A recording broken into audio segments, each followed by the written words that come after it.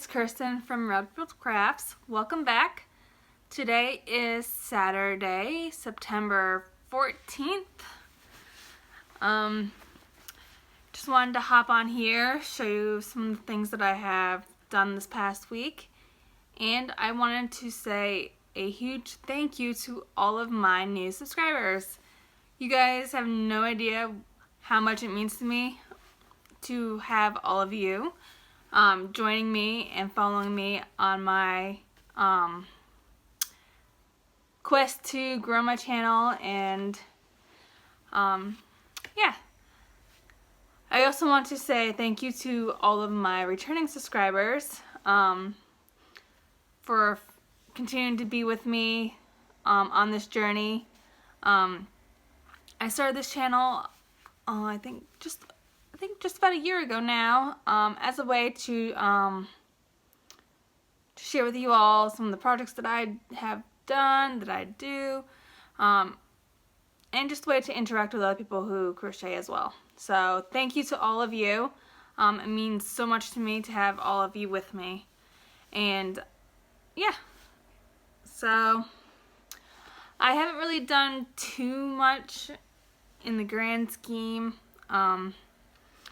It's been not really busy, but just kind of losing my motivation to do some crocheting. I have started knitting, and I am working on a hat, which I will show you all later, the progress that I've made on it. So that's mainly what I've been up to besides crocheting. So plus all the activities that my daughter is in. She does dance and soccer, so those keep us pretty busy throughout the weeks. But first thing I want to show you is, in my previous video, I had shown you all that I made another divine hat right here. This is using the Premier Sweet Roll yarn in the color Jello Pop. So yeah, I did that, and I kind of wanted to make a scarf or cowl to go along with this. So I came up with this little thing. It's the same color, same yarn, whatever I had left over. And yeah, I made the divine cowl. This is a really good size. It sits close to the neck, but not so close so you feel suffocated, but not too far away so when the colder weather hits, you're not still cold around your neck. Put it on for y'all. So yeah, just like that, and you can fluff it up and still have it be nice and cozy around your neck. And same pattern to go with the hat.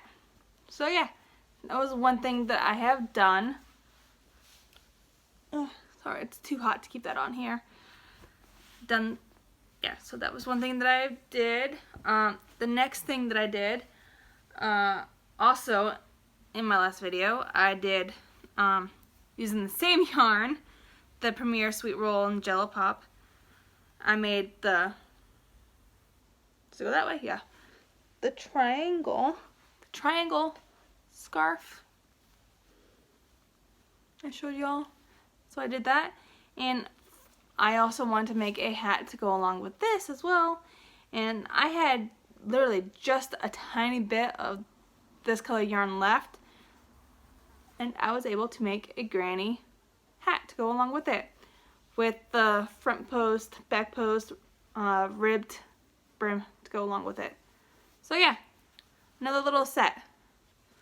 So I really like how these all came out. They were really quick to do, especially the granny hat. It was really quick, and it was really easy. The next thing that I have been working on is I have, as I've mentioned in my previous videos, I have decided to do this crochet along by Heather over at the Unraveled Mitten. It is her stash busting Afghan that she is doing. So I had just started, you know, at the very beginning. So I will show you those. Now most of these I haven't added the border to, only because I am adding, let's see, right here. I'm not using the same color as I used for the squares as the border. I am using Red Heart Super Saver Jumbo in the colorway Aaron, because I have this skein right here, which is like 2/3 of this skein. And then I also have another big one. Ooh, blown out. Big one of the same color. So I figure this will be good to do all the borders on all the squares, and hopefully this will be enough to join all the squares and add a border around the whole blanket once we are done. If not, I have a big skein of the jumbo in the color buff, and I believe I have another skein of this, same size, same color, stashed away somewhere else. So yeah, I have those to do that. But I'm going to show you the squares. The first one was square one. It was the herringbone half double crochet. So did that. Put the border on in the Aaron color. The next one was the diagonal trip square. And again, the border. The next one after that was the boxed block stitch. And then there's the border for that one.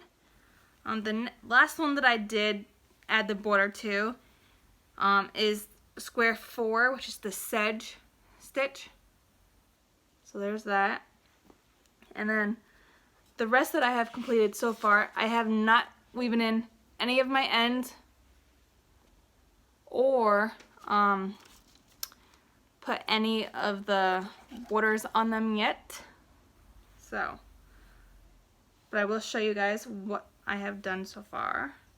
So the next one is square 5, which is the paired double crochet stitch, which all it is basically V-stitches, essentially. So it's a double crochet, chain 1, double crochet, all in that chain 1 space. So yeah, there's that one. And then I did the wide checkers stitch. So there's that. This one I did two-toned, the dark pink and light pink. The next one is the granny spike stitch. This one was really easy to do as well. It's just you can't really see the spike stitch too well because of the color. You can kind of see it if I hold it up. But yeah, did that one. The next one was the tiny flower crochet stitch. This square was a pain in the butt to do at first for me. I don't know why. I would start and I would get like this first flower row section done, and then I'll move on to this one, and at the end of the rows my stitch count wasn't adding up to what it should have been. So like I did that, frogged back, like the whole thing, did it again, stitch count didn't add up, frogged it all back, did it again, and then like on the 4th or 5th time I got it. I don't know why it took me so long, but I did. But once I got it, this pattern for this square, excuse me, itchy nose, this square worked out fast. So did that one. The next one was the wattle, is that it? The wattle stitch? Yeah. Square 9. This one I ran out of this light pink because this is all I had left, and I just used the dark pink to go on the top of it. So there's that one. I have 2 more squares that I have done so far. So square number 10 is the braided crochet stitch right here. Can't really see the stitch of it from back here, but if I hold it up, you can kind of see that braided stitch right there. Let me see. Right, like that it? Yeah. It's just those. You just do the back loop so it kind of puffs that front loop forward. So there's that one. And this last one I had just finished this morning. It is called the crossed cable stitch. So right there. This stitch was really super quick to do. So yeah, did all those. None of my squares line up to this, like they're not all the same size. So like the amount that I have to add to the border to go around it is different for each square. But in the end, each of my squares will be just about 12 inches. 12 by 12s, yeah. So, did those. Now I just gotta start working on bordering them and sewing in my ends. The last finished object, well, I guess this is the only, no, this isn't the only. Okay, so the last thing that I did and finished was a Christmas gift that I am making for my younger brother. I am making him another pillow with the Marvel. Each side is going to be a different Marvel character, and he chose Iron Man and Thor. So, for the first side, I did Iron Man. This is it. I can't really see the eyes. The eyes are, let me see right there. There you go. They are the light cool blue. This is a corner to corner Grafghan, but it is using half double crochet instead of double crochet for each stitch. I did the half double because you can see that there's no gaps between each of the blocks, so it looks closer, looks a little bit neater. So yeah, Iron Man side, and then on the other side, Thor's hammer. So yeah, same thing. Came out really good. I really like it. This pillow insert is, well, the pillow size is a 16 by 16 inch. So yeah, just did a simple kind of granny square type of granny join. Right? Yeah. I will put out a video sometime next month on how I made these, each block or each square, because I will be making another pillow the exact same way, but I will do a video for how I created the pattern or the squares. So yeah, that should be up probably next month, mid-October the latest, that video, or those videos, because there'll be probably 2 or 3 videos on how to do those. I haven't decided yet. And then last but not least is the knitted project that I have been working on. I am making another knitted hat. This is all I've gotten done so far. It's about a little over an inch wide, and this is the brand part of the hat. It is taking me a while because I am I am brand new at knitting, and I am using smaller needles. These are size 5mm knitting needles and a size 4 worsted weight yarn. So it's definitely taking its time. I am using Red Heart Super Saver in the color light gray, just whatever I had in my stash. And I'm using this color mainly because the whole point of me doing this hat is to replicate the Lorelei knit hat that she was wearing in Gilmore Girls: A Year in the Life in the opening scene. When I first watched that little Netflix series, I fell in love with the hat, and I really wanted to make it, and I found a pattern for it on Pinterest. So that is what I'm doing.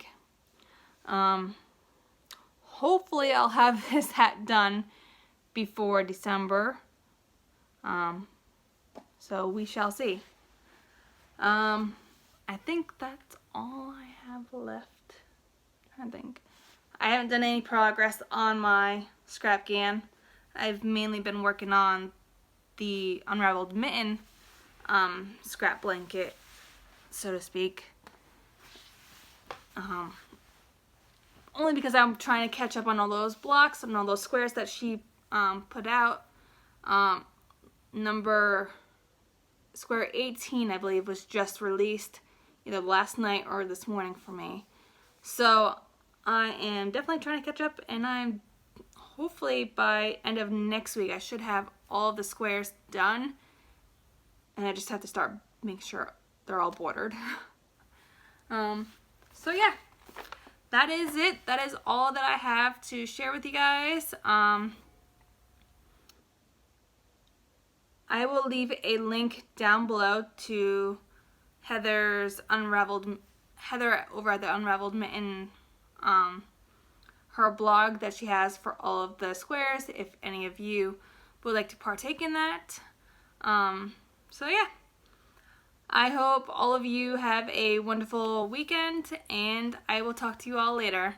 Have a great day, everyone. Bye.